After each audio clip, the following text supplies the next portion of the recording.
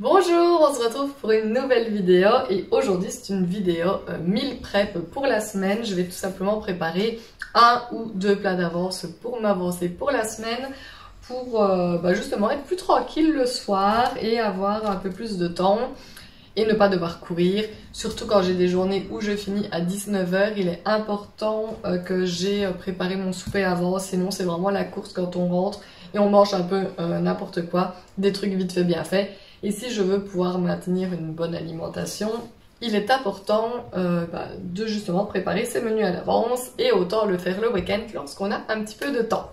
Du coup, tout de suite, c'est parti. Je vais faire des boulettes.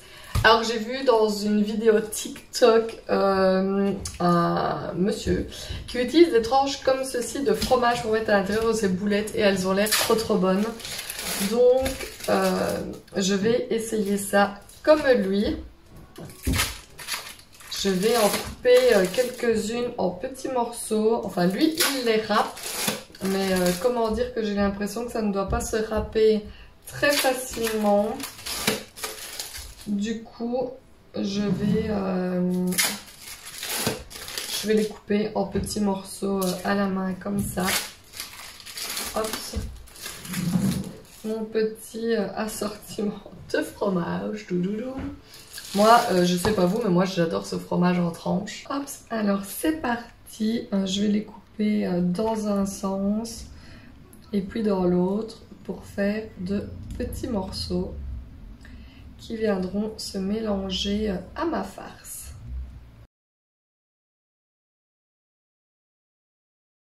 Je pensais pas utiliser un jour ce fromage-là ailleurs que dans mes croque-monsieur ou dans mes hamburgers. Alors, je vais donc ajouter mon hachis. C'était une promotion chez Delhaize. C'était un paquet plus un gratuit, donc du coup j'en ai profité.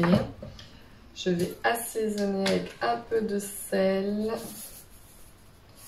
Normalement, c'est déjà épicé, mais bon, je rajoute quand même un petit peu du poivre. Un petit peu de chapelure et un œuf. Et maintenant, on malaxe le tout en essayant d'incorporer les petits morceaux de fromage le mieux possible. Généralement, dans mes boulettes, je mets toujours un oignon, des herbes de Provence. Ici, je vais les faire un petit peu plus simples. Je pense que ça risque d'être assez bon avec le fromage comme ça. On verra à la dégustation. Mais j'aime bien tester toujours de nouvelles recettes. Je prépare deux assiettes. Une dans laquelle je vais mettre de la farine pour venir rouler mes boulettes. Et l'autre dans laquelle je vais déposer mes petites boulettes qui auront été façonnées. Et c'est parti, je vais venir faire des petites boulettes, pas trop grosses. Voilà, j'ai envie de garder une petite taille de petites boulettes, pas trop grosses. Voilà. Bien les compresser. Tu veux venir faire quoi? Faire les boulettes. Alors il faut te laver les mains. Vas-y, va te laver les mains. Bon bah Lexi qui adore faire les boulettes et c'est d'ailleurs une activité que vous pouvez faire avec vos enfants s'ils aiment bien cuisiner. Oui, t'adores. Et donc elle va venir faire les boulettes avec moi. C'est parti. Tu fais coucou? Allez, hop, je vais te donner la quantité. Et toi tu fais la boulette? Non, toi tu fais la boulette, tu peux commencer à faire la boulette et puis quand t'as presque fini tu me la donnes. Vas-y.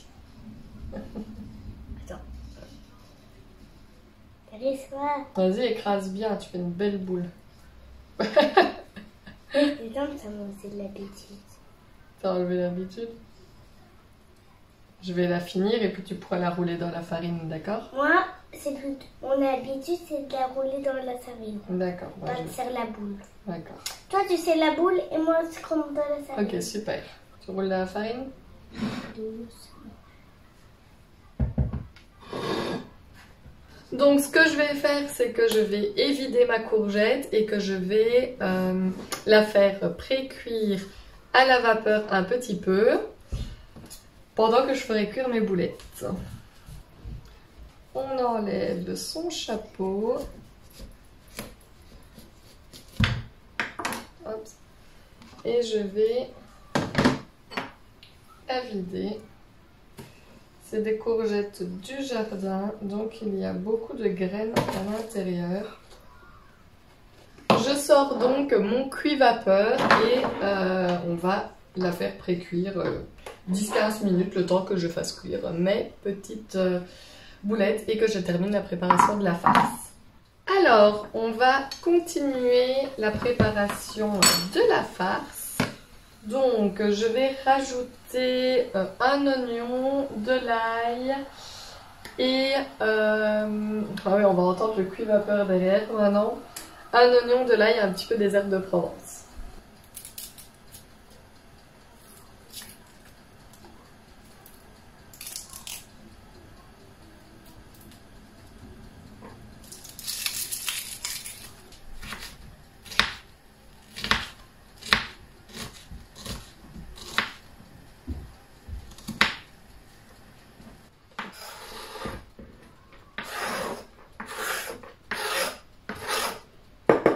Je rajoute donc des herbes de Provence et je remélange le tout. Voici donc pour la farce de ma courgette. Je vais attendre qu'elle termine de préchauffer. Pendant ce temps-là, je vais faire cuire mes boulettes. J'utilise toujours un petit peu d'huile de friture pour mes boulettes. Donc j'en mets, histoire que tout le fond soit bien couvert. Voilà. Hop, c'est parti, mon huile est bien chaude et on va venir faire cuire la boulette.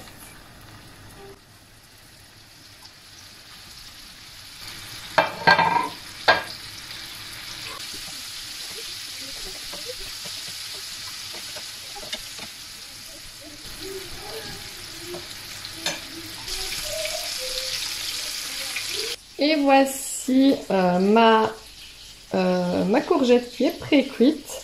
Elle est encore toute chaude. Ce n'est pas grave, je vais directement y mettre la farce. On va bien la tasser.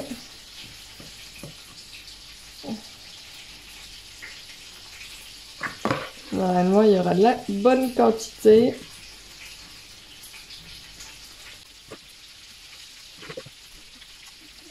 Et voilà, je n'aurai plus qu'à l'enfourner pendant plus ou moins 45 minutes pour que la farce se cuise bien. Ma caméra s'est coupée parce que plus de batterie, mais j'ai juste changé du coup les boulettes de poêle. Donc je les ai enlevées de la poêle et je les ai mis dans une casserole et j'ai vidé de la sauce tomate, hop, celle-ci, voilà, au basilic. Hop. Et maintenant, je vais laisser cuire un petit peu les boulettes dans la sauce. Et puis, je ferai cuire des pâtes pour accompagner les boulettes. Du coup, je viens mettre quelques pâtes.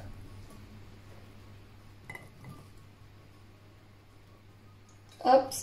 Et ensuite, je viens mettre mes boulettes.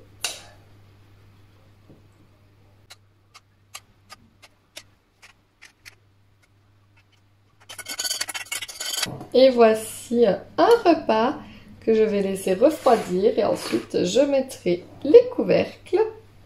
Je vais venir mettre du riz et je vais venir mouiller avec j'ai tout simplement récupéré, j'ai mis de l'eau à l'intérieur de mon bocal de sauce de tout à l'heure pour récupérer un jus tomaté que je vais verser sur mon riz pour la cuisson de mon riz. Il faudra que je regarde de temps en temps pendant la cuisson pour rajouter un peu de liquide pour faire cuire mon riz avec l'eau que la courgette va rendre en plus. Et ce sera parfait!